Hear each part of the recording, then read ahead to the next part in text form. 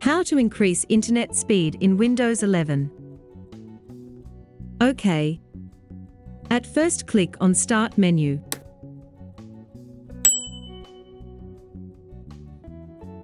Here type to search Run.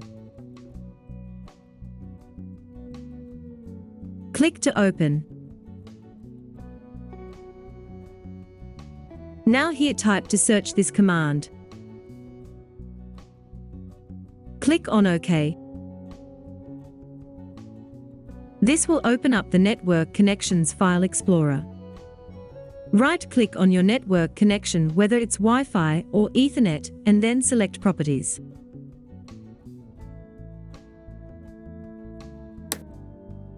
Click to select Internet Protocol version 4 option. Click on Properties. Down here, click on Use the following DNS server addresses. Now start to enter these preferred DNS server and the alternate DNS server.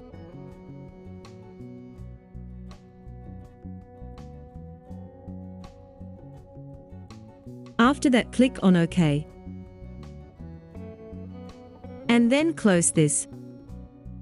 After doing that, you will now start browsing your internet at high speed. I hope this simple tutorial has helped you. Thank you for watching. We meet next time.